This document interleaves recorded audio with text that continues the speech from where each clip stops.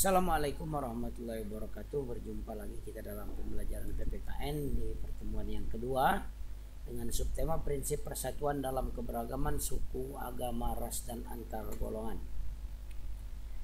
Para siswa sekalian, dalam pertemuan yang kedua ini kita akan membahas tentang kondisi bangsa Indonesia, di mana Indonesia merupakan negara kepulauan terdiri dari 34 provinsi dengan 17.491 pulau yang didiami oleh 1.340 macam suku bangsa berdasarkan sensus BPJS tahun 2010. Keberagaman budaya Indonesia, setiap suku bangsa Indonesia memiliki ciri atau karakter tersendiri yang melahirkan beraneka ragam budaya dan adat istiadat yang diajarkan secara turun-temurun dan bahkan memiliki 718 macam bahasa daerah yang digunakan. Indonesia juga memiliki 6 agama resmi yang diakui, memiliki keberagaman ras dan keberagaman antar golongan.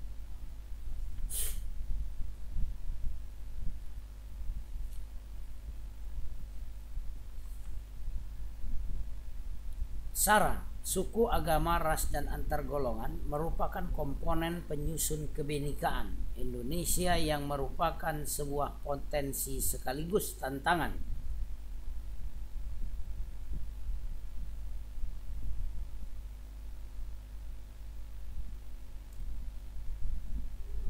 Dikatakan sebagai sebuah potensi karena hal tersebut akan membuat bangsa Indonesia menjadi bangsa yang besar dan memiliki kekayaan yang melimpah, baik kekayaan alam maupun kekayaan budaya yang dapat menarik minat wisatawan asing untuk mengunjungi Indonesia.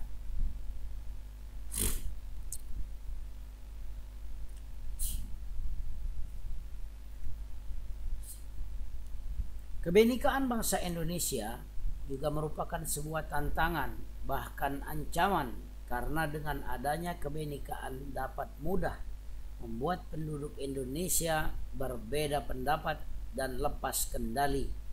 Mudah tumbuhnya perasaan kedaerahan yang amat sempit yang sewaktu-waktu dapat menjadi ledakan yang akan mengancam integritas nasional atau persatuan dan kesatuan bangsa Indonesia.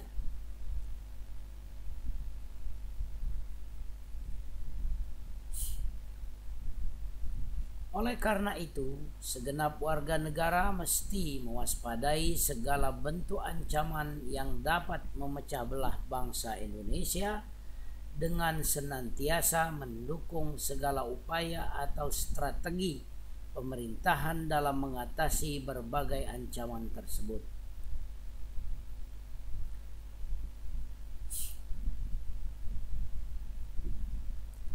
Persatuan bangsa Indonesia tidak akan terwujud dengan sendirinya.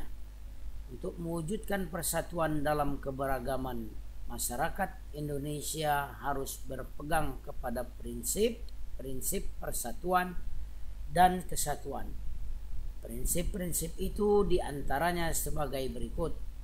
Yang pertama, prinsip Bhinneka Tunggal Ika. Yang kedua, prinsip nasionalisme Indonesia. Yang ketiga, prinsip kebebasan yang bertanggung jawab. Yang keempat, prinsip wawasan Nusantara. Yang kelima, prinsip persatuan pembangunan untuk mewujudkan cita-cita reformasi.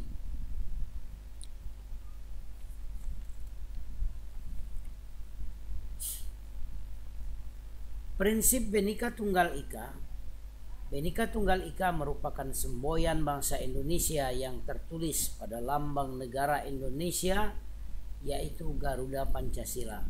Bhinneka Tunggal Ika berasal dari bahasa Jawa kuno yang memiliki arti berbeda-beda tetapi tetap satu jua. Kalimat ini merupakan kutipan dari sebuah syair Jawa kuno, yaitu syair Kekawin Sutasoma karangan Empu Tantular semasa kerajaan Majapahit sekitar abad ke-14.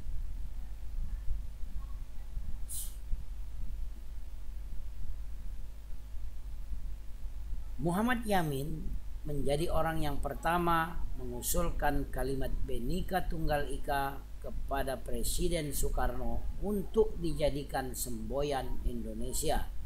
Akhirnya pemerintah menetapkan Bhinneka Tunggal Ika sebagai semboyan resmi negara pada 17 Oktober 1951. Hal ini ditetapkan melalui peraturan pemerintah nomor 66 tahun 1951 tentang lambang negara.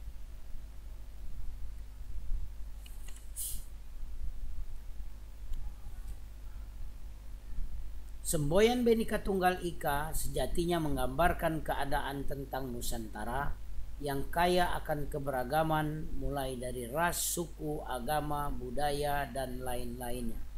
Meskipun masyarakat beragam, semboyan ini mengingatkan bahwa pada hakikatnya semua warga negara Indonesia adalah satu kesatuan.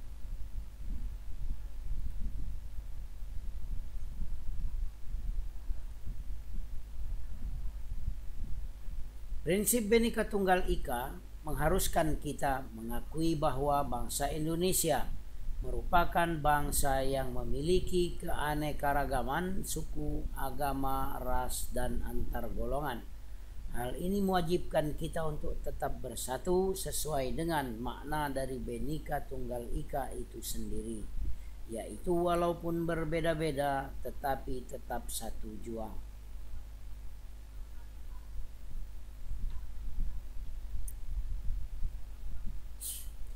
Prinsip yang kedua adalah prinsip nasionalisme Indonesia. Nasionalisme merupakan paham yang mencintai tanah air. Adanya kesiapsiagaan dari warga negara untuk membela tanah airnya. Kita mencintai bangsa kita, namun bukan berarti mengagung-agungkan bangsa kita sendiri. Nasionalisme Indonesia tidak berarti bahwa kita merasa lebih unggul daripada bangsa lainnya. Kita tidak ingin memaksakan kehendak kepada bangsa lain, sebab pandangan semacam ini hanya mencelakakan kita. Selain tidak realistis, sikap seperti itu juga bertentangan dengan sila ketuhanan yang Maha Esa dan kemanusiaan yang adil dan beradab.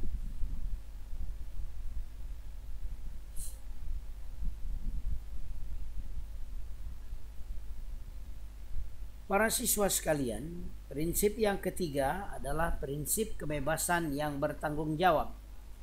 Manusia adalah makhluk ciptaan Tuhan yang Maha Esa yang memiliki kebebasan dan tanggung jawab tertentu terhadap dirinya, sesamanya, dan Tuhannya.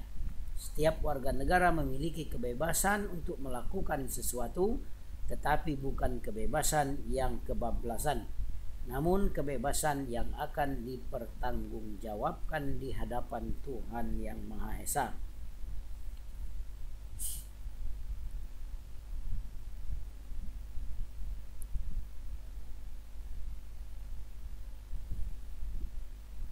Para siswa sekalian, kemudian prinsip yang keempat adalah prinsip wawasan Nusantara. Wawasan Nusantara merupakan cara pandang bangsa Indonesia tentang diri dan lingkungannya yang merupakan satu kesatuan ideologi, politik, ekonomi, sosial, dan budaya, serta pertahanan dan keamanan. Dengan wawasan itu, kedudukan manusia Indonesia ditempatkan dalam kerangka kesatuan politik, ekonomi, sosial, budaya, serta pertahanan dan keamanan.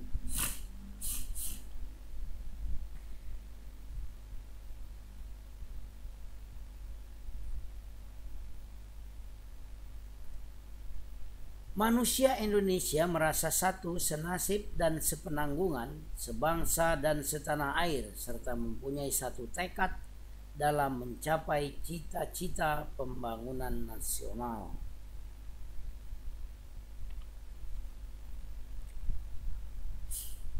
Kemudian prinsip yang kelima, prinsip pembangunan untuk mewujudkan cita-cita reformasi. Dengan semangat persatuan Indonesia, kita harus dapat mengisi kemerdekaan serta melanjutkan pembangunan menuju masyarakat yang adil dan makmur berdasarkan Pancasila dan Undang-Undang Dasar Negara Republik Indonesia tahun 1945. Berpegang teguhlah kepada prinsip-prinsip persatuan dan kesatuan demi tercapainya masyarakat adil dan makmur. Para siswa sekalian, demikianlah materi kita pada hari ini. Mudah-mudahan kalian dapat menyimak seluruh materi tadi dengan baik. Kemudian sebelum Bapak mengakhiri materi ini, Bapak akan memberikan tugas. Coba kalian temukan prinsip-prinsip persatuan dalam keberagaman bangsa Indonesia. Kalian berikan contohnya dari kelima prinsip tersebut. Jadi ada 5 prinsip persatuan dalam keberagaman suku, agama, ras, dan antar golongan. Tugas kalian adalah berikan contoh dalam setiap prinsip tersebut. Dalam satu prinsip contohnya 2 saja.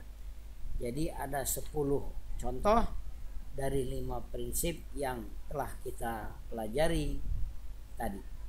Anak-anak sekalian, sekali lagi Bapak berikan tugas, kalian berikan contoh prinsip persatuan dalam keberagaman suku, agama, ras, dan antar golongan masing-masing 2. Jadi ada 10 contoh. Para siswa sekalian, demikianlah materi kita pada hari ini. Tugas yang telah Bapak sampaikan tadi seperti biasa kalian tulis di kertas selembar, kemudian kalian foto lalu kirimkan ke WA pribadi kepada Bapak. Demikian Bapak akhiri, lebih dan kurang kalau ada hal yang kurang berkenan Bapak mohon maaf. Bapak akhiri, wabillahi taufiq wal hidayah. Wassalamualaikum warahmatullahi wabarakatuh.